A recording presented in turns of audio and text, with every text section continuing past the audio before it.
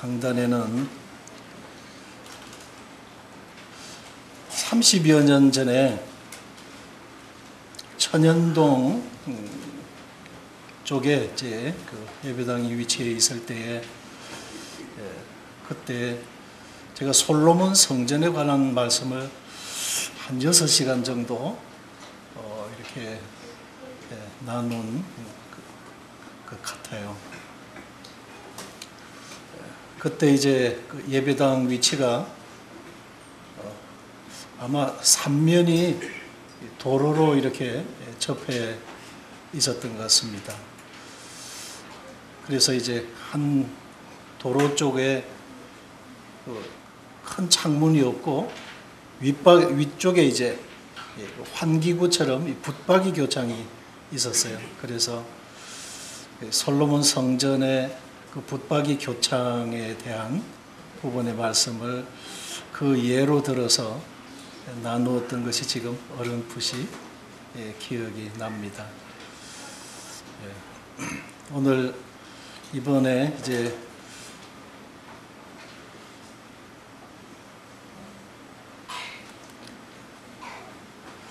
아름다운 그리스도인의 삶이라는 큰 주제로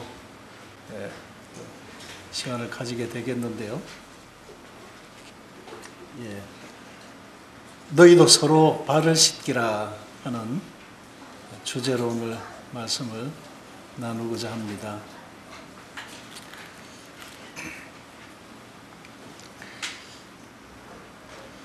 성도들의 이제 교제가 상당히 이제 교회 생활에 있어서 참 중요한 부분을 차지하고 있습니다.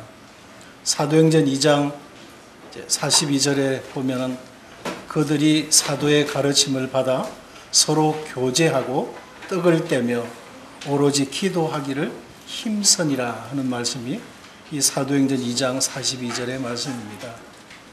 이 가르침에 대한 부분에 있어서 대단히 중요하게 여기고 떡과 잔을 중심으로 한 예배를 대단히 우리 모임에서 중요시 여기고 또 기도에 대해서도 대단히 중요시 여깁니다.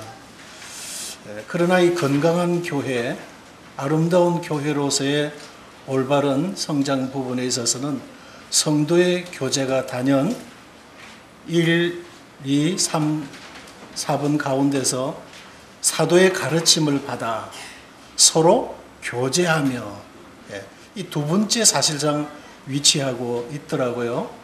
그래서 교제가 우리에게 얼마나 참 중요하냐 하는 것입니다. 교제란 의의를 살펴보면 코이노니아라고 하는 헬라어에 두고 있었습니다. 그래서 코이노니아는 코이노노스의 그 어근을 두고 있었고요. 그 코이노노스의 뜻을 찾아보니까 동업자였습니다. 파트너 혹은 셀러, 영어로는 그렇게 번역이 되어졌습니다. 이 동역의 뜻은 헬라어로는 쉰네로고스라 해서 쉰 해서 함께라고 하는 의미가 있고 그 다음에 에르곤 일한다. 그래 이 두 단어가 함께 이 합성이 되어져서 이 쉰네르고스 이렇게 되어져 있었습니다. 그러니까 오래도록 함께 일을 같이 한다. 그런 의미가 진정한 이제 동역의 의미다 하는 것을 찾아볼 수가 있었습니다. 그래서 성도의 교제의 이제 유래를 보니까 이 야고보와 요한, 시몬 세 사람이 누가복음에 보면 동업자로서 고기를 잡습니다. 그들은 공동의 출자금으로 배와 그물 또 여러 장비들을 구입해서 거기서 발생되는 이런 그 수익을 함께 나누고 또 그 뭐 손해도 있으면 같이 함께 분담하는 그런 의미가 이제 담겨 있더라고 하는 것입니다. 그래서 하나의 목적을 가지고 생사고락간 함께하는 이것이 이제 동역자다 하는 것입니다. 그래서 주님이 우리를 부르시고 우리에게 이제 새로운 이제 과업을 주셨습니다. 그 목적은 주님이 나를 따라오너라. 이제 내가 너희로 사람을 낚는 어부가 되게 하리라 하시니 곧 그물을 버려두고 따르니라. 하루에 이제 한 주간에 이 피로들이 쌓여 있지만 왜 이 시간에 그런 걸 다 뒤로 하시고 왜 이곳에 모이셨느냐? 주님의 한 부르심 때문에 그렇습니다. 우리가 한 목적을 위해서 이러는 것이죠.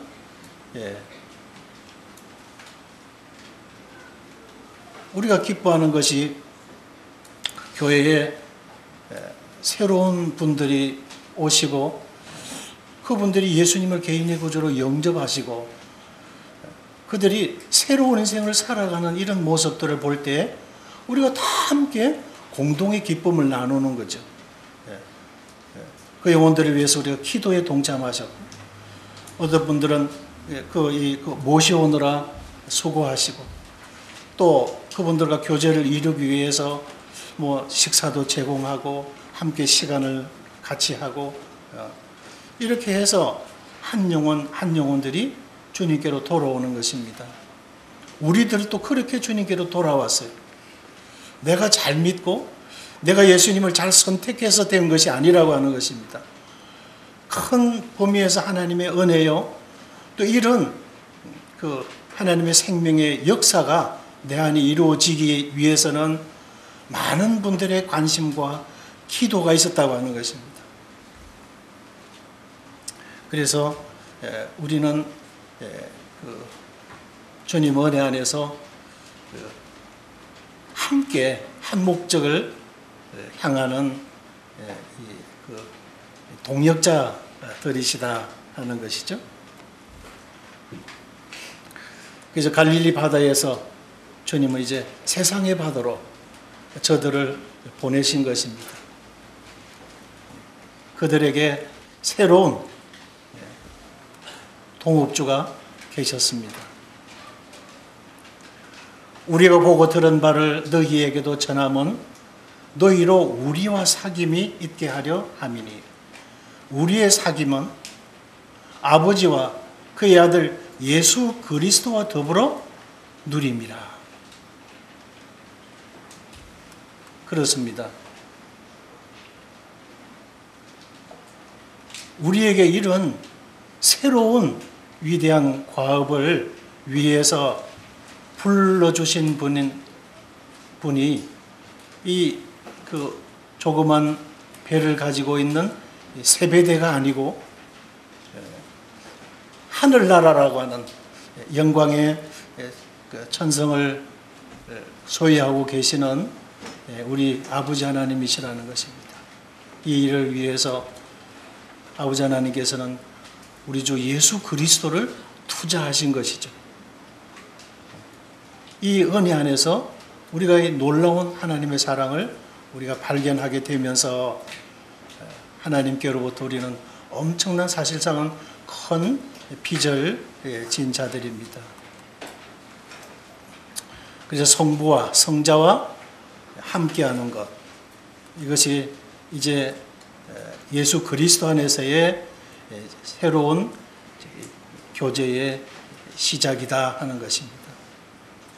그래서 지체의 유익을 위해서 섬기고 또 수고하고 나누고, 이것이 초대교회 성도들의 사실 이 기초적인 삶의 실행 방식이었습니다. 사도의 가르침을 받아 서로 교제하며 떡을 떼며 기도하기에 항상 힘썼다 하는 것입니다. 이제 성도 간에 부여된 책임에 있어서 보면 이 교제의 특징을 보면요, 피차, 서로라고 하는 개념이 있습니다. 서로 사랑하라. 서로 발을 씻기라. 서로 우애하라. 또 서로 받으라. 서로 덕을 세워라. 서로 판단하지 말라. 서로 짐을 지라. 서로 종노릇해라. 서로 협력하고 뜻을 합하고 한 마음을 품어라. 서로 거짓말하지 마라. 서로 위로해라. 서로 권면해라. 서로 돌아보라. 너희 죄를 서로 고하며 병 낫기 위하여 서로 기도하라. 이 서로라고 하는 이 단어가 성경에 한 50번 정도가 그렇게 기록이 되어져 있답니다. 그래서 교제, 우리는 피차, 서로, 우리는 이런 공동의 책임을 지고 있는 이들이라고 하는 것이죠. 이 성도의 이 교제의 근간을 보면 하나님과의 이 관계의 소통인 것입니다. 우리 아버지 하나님과 우리 주 예수 그리스도와 더불어. 사실 이것이 얼마나 참 중요하냐. 요한일서 1장 1절 이하에 보면 태초부터 있는 생명의 말씀에 관하여는 우리가 눈으로 본 바요, 우리가 주목하고 우리의 손으로 만진 바 되고, 태초부터 말씀이 계시니라고 요한복음 1장에 1절에 나오는 말씀이면 요한 1서 1장 1절의 말씀은 태초부터 있는 생명의 말씀에 관하여는 이렇게 기록이 되어 있는 것입니다.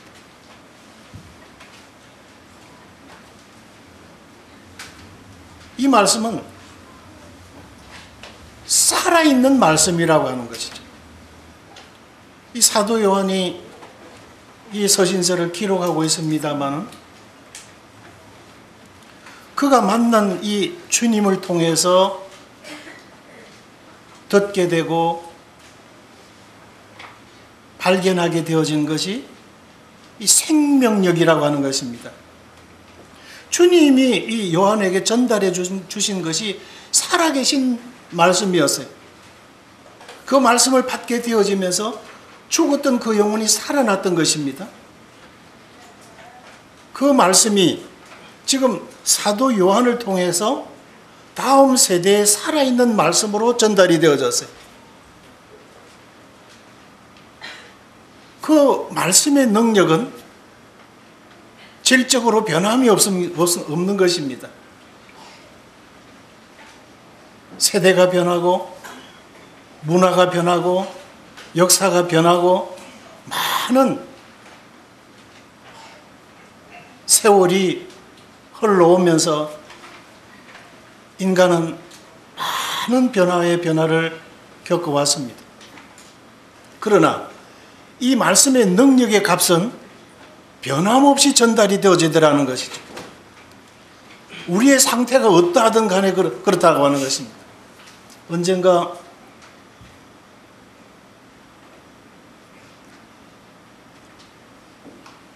한참 79년, 80년부터 시작을 해서 제가 교회는 78년도부터 그 예비당 사택에 살기 시작했어요. 그래서 이런 그 부흥의 역사를 보니까 80년부터 이런 구원의 역사가 일어나는데요. 잠시도 쉴 수 없도록 하나님이 그렇게 인도하셨어요. 아침에 눈 뜨면 구도자를 찾고 만나러 갈 겨를이 없었습니다. 어떤 때는 미처 옷도 갈아입기도 전에 그냥 팬티 바람으로 이 속옷 바람으로 있는데 형제님 하면서 구도자를 데리고 들어오는 거예요. 방으로. 그럴 정도였습니다. 그래서 너무 이제 피곤했어요. 그래서 이제 또 새로운 구도자가 왔는데 본인도 이제 구원받고 싶다는 것이죠. 그래서 가서 요한복음 5장을 좀 읽어보세요. 그리고 읽어보고 오셔서 다음 쉴 때 교제를 합시다. 요한복음 5장을 기도하는 가운데 읽으세요. 그런데 그래 그가 기도하는 가운데 요한복음 5장을 펴놓고 읽는데 내가 진실로 진실로 네게 이르노니 내 말을 듣고 또 나 보내신 자를 믿는 자는 영생을 얻었고 심판에 이르지 아니하니 사망에서 생명으로 옮겼느니라. 그 말씀이 탁 들어오더라는 거예요. 이거구나. 그 해답을 찾아버렸어요. 그리고 그 다음 날 왔는데 제가 예수님을 만났다는 것이죠. 어떻게? 요한복음 5장 읽어보라고 하셨지 않느냐고. 그래 그 말씀을 어떻게 읽었는데요? 그러니까 5장 24절에서 예수님 십자가에 못 박히신 그 의미를 깨달았다는 것이죠. 내 모든 죄가 그곳에서 해결이 되어졌다는 사실을 깨달았다고 하는 것이죠. 그래서 많은 세월이 지난 다음에 아무개 자매를 위해서는 그렇게 기도 많이 해주시고 신방해 주시고 교제해 주셨는데 자기가 왔을 때는 교제도 안 해주시고 요한복음 5장 읽어보라 그랬다고. 그 뭐 달리 감정이 있어서 그런 것이 아니라 주님이 그렇게 안 했으면 자기가 그렇게 구원을 못 받았다고 하는 거죠. 그래서 그런 말씀을 듣게 되어질 때 참 주님의 능력이 없으셔서 구원의 역사가 없는 것이 아니라 구원받을 만한 영혼들이 없어서 구원의 역사가 없는 것이 아니라 우리가 그런 영혼들을 받을 만한 교회적 그릇이 되어질 때는 주님께서는 어떤 방도로라도 영혼들을 보내주시고 채워주시고 구원의 역사를 이루어주시는구나. 문제는 우리구나 하는 것을 깨닫게 되어졌어요. 우리가 영혼들을 감당할 만한 그릇들이 되고 청결한 양심과 거짓 없는 이런 그 양심으로 나는 사랑을 가지고 주님을 경외하고 우리가 깨어있고 우리의 그릇이 정결하면 주님께서 얼마든지 바알에게 굴복되지 아니한 7,000명의 영혼들이 준비되어져 있다고 하는 것이었어요.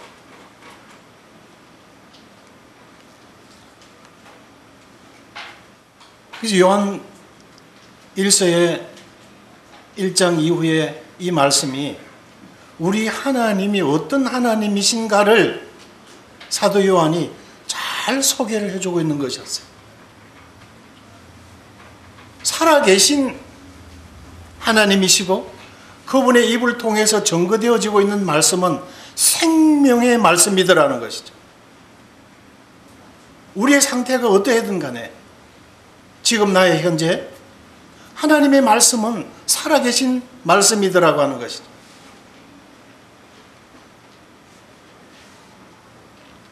그래서 주님을 통해서 사도 요한에게 부어진 말씀이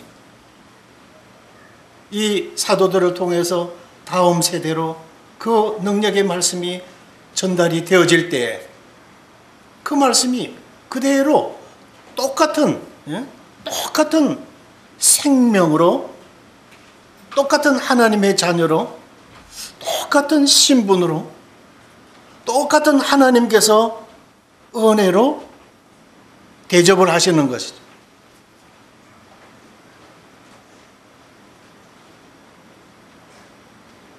그래서 우리들의 입을 통해서 지금 전달이 되어지고 있는 이 말씀이 우리의 말이 아니라고 하는 것이죠.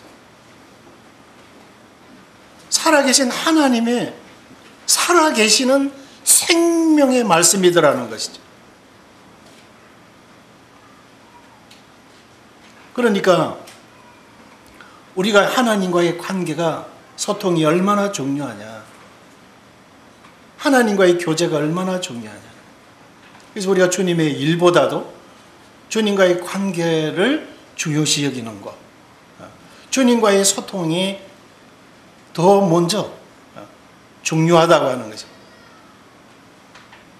우리가 의무감에서도 막 일을 하잖아요.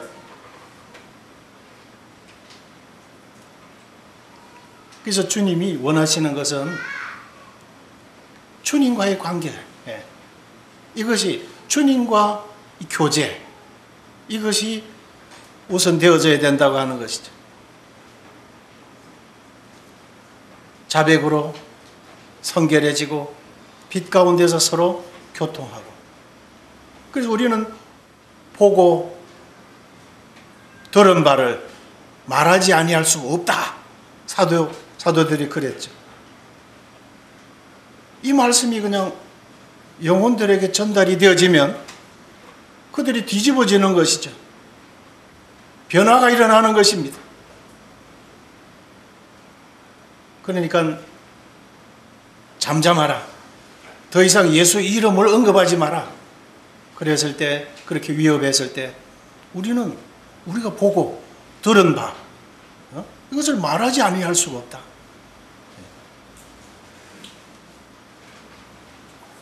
그래서 하도 이제 예레미야 시대에 이 왕들을 통해서 핍박이 있고 하나님이 말씀만 점검만 하면 저들이 싫어를 하고 미워를 하고 옥에 가두고 물리적으로 압박을 가해오고 저렇게 저들이 싫어하는데 저들이 싫어하는 걸 내가 왜 굳이 점거하면서 나도 이렇게 고달프게 살아가야만 될까? 이렇게 예레미야가 한탄하면서 입을 다물으려고 결심했어. 그러나 하나님의 말씀이 그 안에서 예레미야의 안에서 그냥 끓으니까 내 속에서 불 붙는 것 같았더라. 이거 전하지 않고는 견딜 수 없고 외치지 않고는 견딜 수 없는 거예요. 나가서 전화 주지 않으면 견딜 수가 없는 것이죠.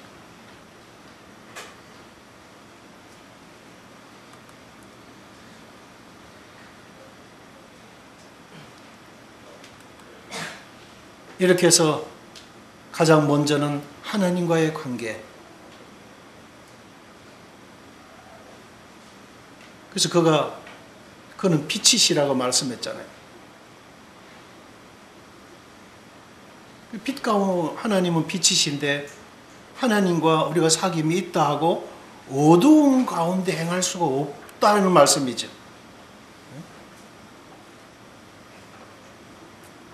어두운 가운데 있을 수가 없다고 하는 것이죠.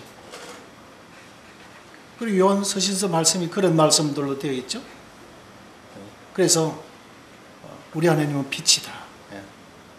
그러니까 빨리 양심에 꺼리는 어두움들이 있다면 빨리 주님 앞에 자백하고 그거 다 털어버리고 빛 가운데 나오라고 하는 것이었죠. 그래서 성도 간의 교제는 이런 빛 가운데서의 교제여야 된다는 거죠. 사랑하는 자들아 우리가 서로 사랑하자. 사랑은 하나님께 속한 것이니 사랑하는 자마다 하나님께로 나서 하나님을 알고 하나님을 사랑하지 않는 자는 이렇게 빛 대신 하나님을 은혜를 드러낼 수 없는 자들이라고 하는 것이죠. 그래서 각자가 하나님과의 바른 관계에 유지가 중요하다. 그가 빛 가운데 계신 것 같이 우리도 빛 가운데 행하면 우리가 서로 사귐이 있고 그 아들 예수의 피가 모든 죄의 소리를 깨끗하게 하실 것이요. 계속 이렇게 선순환이 이루어져 가는 것입니다. 주님께서 이렇게 말씀하셨어요. 너희도 서로 발을 씻기라. 이 말씀은 이제 제자들과 함께 최후의 만찬 석상에서 저들에게 유언으로 주시는 말씀 중에 하나였습니다. 너희 말대로 내가 주와 선생으로서 너희들의 발을 씻겼으니 너희도 서로 발을 씻기는 것이 옳으니라. 베드로는 예수님이 하신 갑작스러운 일련의 행동에 처음에는 이해를 못했습니다.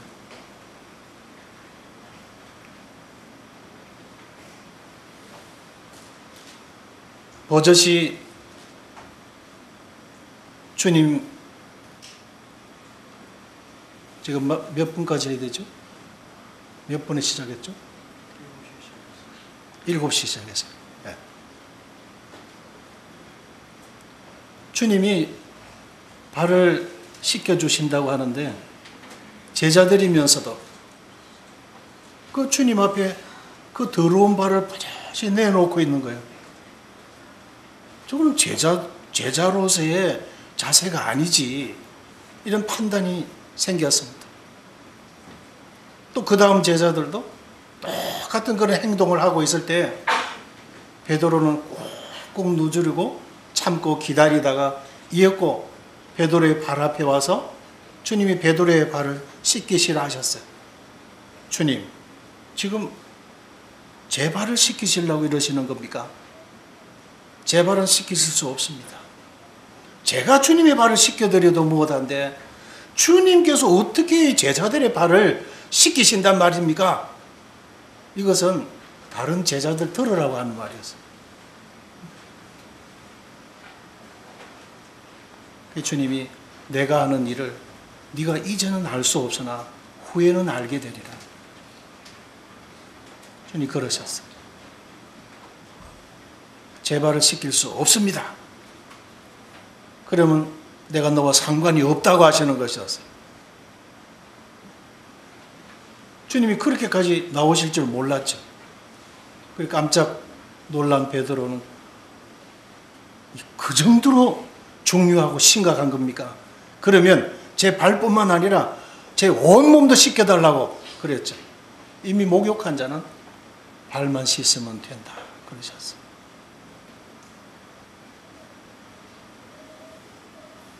내가 주와 스승으로서 너에게 행한 것 같이 너희도 서로 발을 씻기라. 이런 말씀을 하신 것입니다.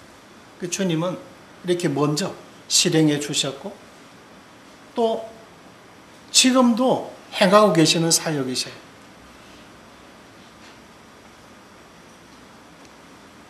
우리가 자백하면 저는 미쁘시고 의로우사 우리 죄를 사하시며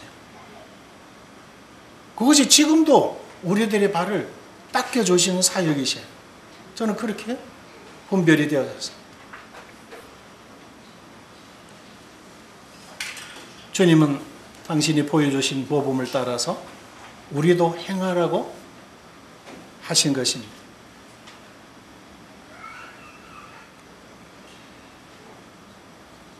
주님 자신의 겸손한 위치, 당신이 종처럼 하인이 그 발을 무릎을 꿇고 주인의 발을 그렇게 씻기는 것이거든요. 그래서 종의 위치로 낮아지신 우리 주님처럼 그렇게 하라는 것이죠. 우리 주님은 만찬의 주인이시고 천지 만물을 창조하신 창조자이신데 그분이 허리를 낮추시고 대야에 물러서 제자들의 발을 씻겨주신 것입니다. 그래서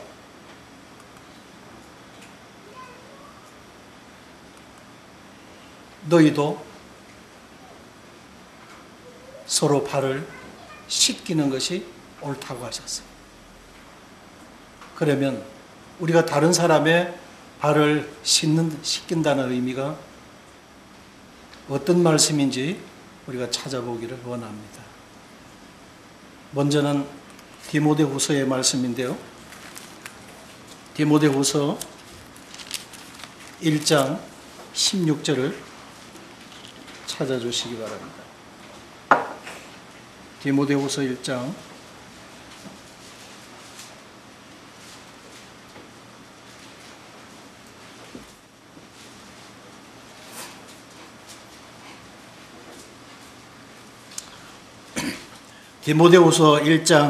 15절 16절입니다.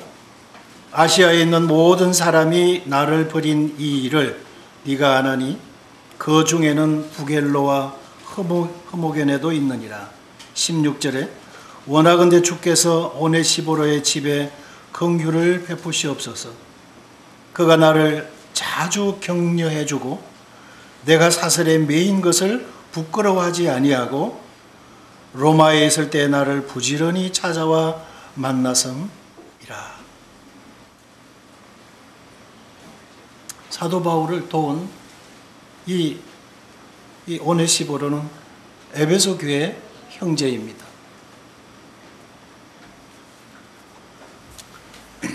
지금 상황이 디모데후서는 폭군 네로 시대입니다. 예수쟁이들, 그리스도인들은 모두 다 죄다 체포해 드리라는 이런 오명이 지금 떨어져 있어요.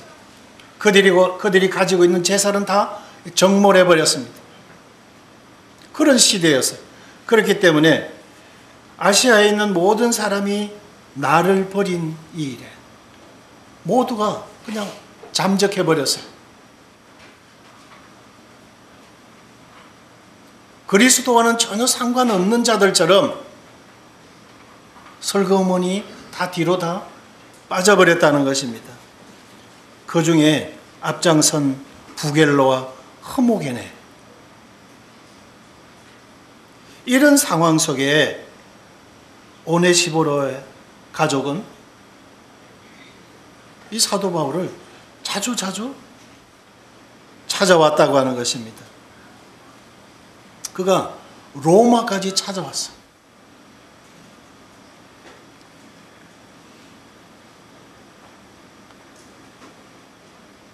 예수 그리스도를 증거하다가 지금 죄수가 되어서 체포되어져 있는 사도 바울에 대해서 다들 모른 체하고 참적해버린 이 상황에, 부끄러워하고 다 숨어버린 이 상황에 이 오네시보로는 이 사도 바울을 찾아왔습니다. 복음과 함께 고난을 받고 있는 이 사도 바울이 이 오네시보로에게는 부끄러움이 아니고 자랑스러움이었습니다.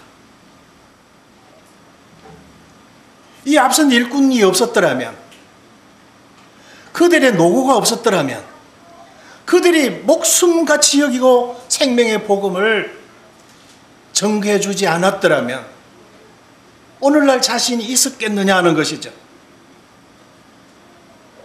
힘들고 어려운 상황에 처해 있는 이 노종에 대해서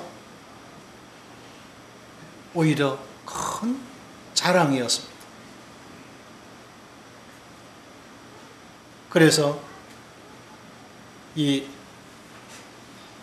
오네시보로는 그분이 살아계시는 날 동안에 자주 찾아갔어요. 얼마나 위험합니까? 사실상은 자신의 목숨까지도 내놓고 가는 거예요. 그래서 사도 바울이 원하건대 주께서, 사도 바울 이 노종, 이 감옥에서 옥중의 기도 제목 중에 하나가 이것이었던 것이죠. 원하건대 주께서 이 오네시보로의 집에 긍휼을 베푸시옵소서. 주님께서 환난 날에 저 가족들이 하나님의 특별한 보호와 은혜를 입게 해 주시옵소서. 이것이 노종의 기도의 제목이었습니다. 그가 나를 자주 격려해주고, 개역 성경에서는 그가 나를 시원케 하였느니라 이렇게 되어 있어요. 다들 아시아에 있는 사람들이 다 사도 바울을 버리고 떠난 상황이었습니다. 다 지금 등을 돌린 상황이에요.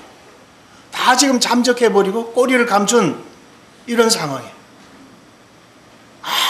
아무도 홀로 외로이 옥중에 지금 갇혀있는 이 바울을 위로차 방문하는 성도들이 아무도 없었어요. 물론 그 모든 것, 사도 바울 주님 앞에 다 내려놓은 일들이죠. 인생들에게 무슨 위로를 기대하는 사도가 아니었습니다. 이미 빌립보서 1장을 기록할 때부터 그렇게 되어 있었어요. 고린도서에서도 강의 위험, 강도의 위험, 거짓 형제의 위험, 가진 위험들이 바울이 복음 전가는 이 길을 차단하려 막고 있었습니다. 40에 하나 감한 매를 맞고 그는 거의 죽었다고, 때로는 돌멩이를 맞아서 그냥 죽었다고 그냥 저 바깥에 내 던져버릴 때도 있었던 것입니다. 그러나 그 모든 일을 고사하고 차지해두고 그 마음속에 늘 하나의 짐으로 눌려 있는 것이 뭐냐면 하나님의 피로 사신 교회, 이 모임이 은혜와 진리의 말씀 위에 견고하게 세움을 입고자 하는 것이 이 바울의 기도예요. 늘 마음에 눌림이 되고 있는 기도의 제목이었던 것입니다. 그만큼 교회를 사랑했던 것이죠. 이 노종의 노고에 대해서 지금 여기 오네시보로 형제는 잘 알고 있습니다. 그가 나를 자주 찾아와서 나를 격려했다. 내가 사설에 매인 것을 그가 부끄러워하지 않았다. 다른 이들은 다 부끄럽게 여기고 나타나지도 않지만 이 오네시보로만큼은 그러지 않았다. 로마에 있을 때 나를 부지런히 찾아와 만났습니다. 얼마나 이 가족도 없이 그냥 혈혈 단신 오로지 복음만을 위해서 이 나그네 된 세상에서 베드로처럼 아내를 거느릴 수도 있고 자식을 둘 수도 있지만 주와 복음을 위해서 이 모든 것, 해 아래서 인생이 누릴 수 있는 분복을 하나님 앞에 다 반납해버렸던 바울이었습니다.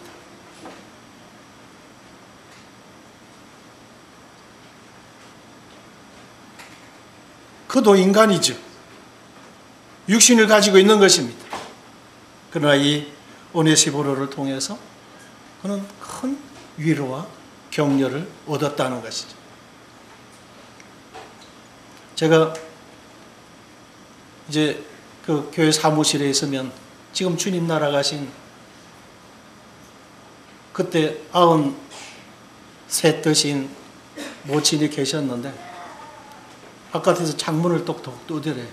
그리고 문을 열면 이 손수건에다가 바나나 하나를 이렇게 사가지고 와서 형제님 이거 잡수세요 하고 창문으로 이렇게 손으로 이렇게 밀어 넣어주시고 갑니다. 겨울이 되면 사무실이 좀 추웠어요.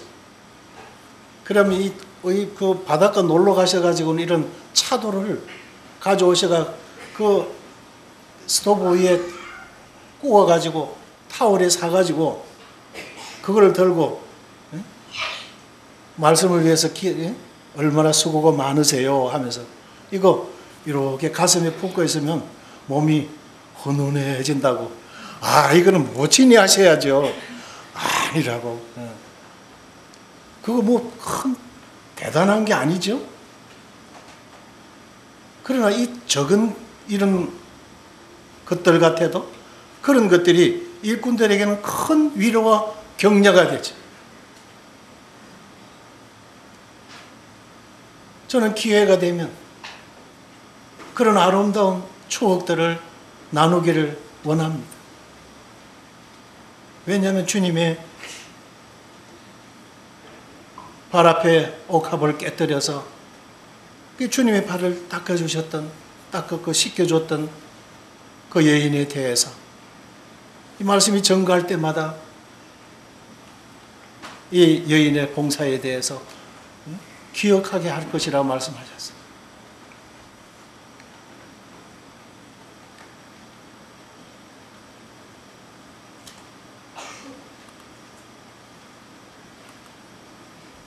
일꾼을 격려하는 사역. 그들이 격려를 받으면 그 격려가 다른 데 갑니까? 다 성도님들에게 신령한 것으로 되돌아오지요.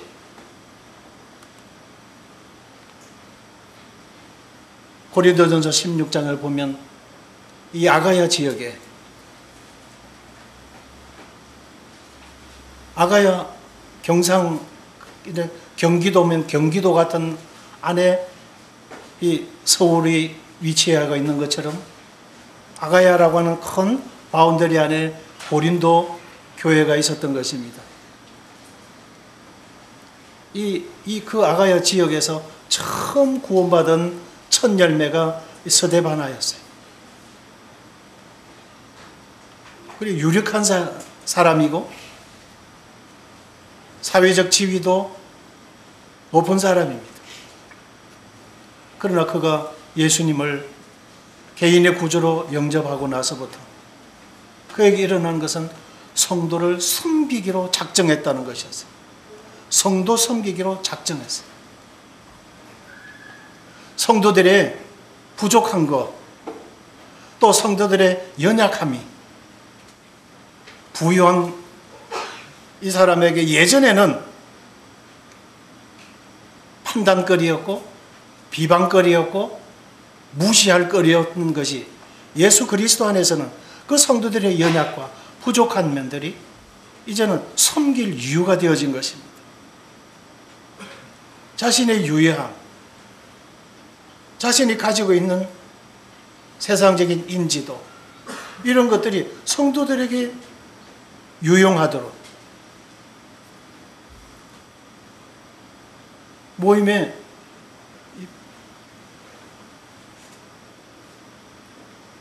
법무 일을 보는 분이 계셨어요.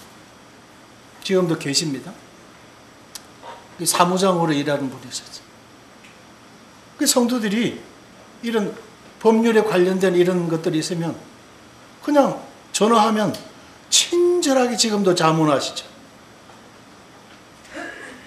예전에는 그 외국인 근로자들이 많았습니다. 일을 하고 임금을 안 주는 그런 악덕 업주들이 들어 있었어요. 그럴 때 얼마나 그냥 발벗고 나서서 그런 일들을 해결해주고 도움을 줬는지 모릅니다. 이것이 그리스도의 인격이죠. 이것이 아름다운 성도의 교제죠. 새롭게 변화된 새 생명의 아름다운 결과가 아니겠어요? 그것이 비판, 무시, 판단거리가 아니라 이제 기도의 제목이었고 섬길 이유가 되어진 것입니다. 빌레몬의 집. 빌레몬 하면 사랑받는 자죠. 골로새 교회의 인도자입니다. 바울은 이 빌레몬만 생각하면 그 마음이 평안하며 그가 관계된 모든 것들 가지고 마음의 불편함이 전혀 없었습니다. 빌레몬만 생각하면 마음에 이 심령에 새로운 이런 용기가 북돋아 오르는 것입니다. 그의 인격은 허무한 형제의 우애였습니다. 종되었던 오네시모의 주인이죠. 그런 세속적인 주중간의 위치보다는 주 안에서의 형제라고 하는 이것이 얼마나 더 귀하게 그 마음을 자리 잡고 있는지 모르는 것이죠. 빌레몬을 생각하면 그런 것입니다.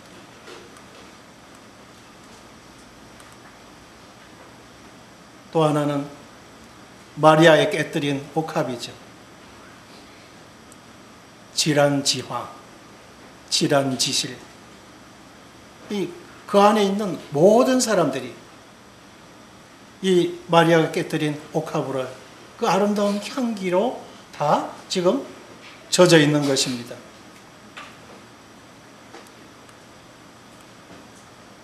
그래 다른 사람의 발을 씻는다는 의미가 무엇인가를 지금 말씀을 드리고 있는 것입니다. 오네시보로를 통해서 일꾼을 격려하는 아름다운 그 사역의 향기, 이 성도 섬기는 기쁨의 향기, 성도 간 사랑의 평안함을 느끼는 향기, 여기 헌신의 이런 감동적인 향기, 이것을 너희가 알고 행하면 복이 있으리라 하셨어요. 주님은 우리를 이렇게 은혜 안에 초청해 주셨습니다. 그리고 믿음 안에서 새로운 이 교제가 무엇인가, 성도 간에 서로 나누어야 될 교제가 어떤 교제인가, 이것을 말씀해 주셨어요. 물론 이제 말씀 안에서 이런 말씀 읽었고 이렇게 깨달아졌고, 여기 입만 가진 교제가 아니죠. 립 서비스를 말씀하는 것이 아니죠. 예. 또 실제적인 이런 그 삶의 향기들을 나타내는 것입니다. 이것이 성도의 교제라고 하는 것이죠. 첫 시간 여기까지 드려야 될 것 같습니다.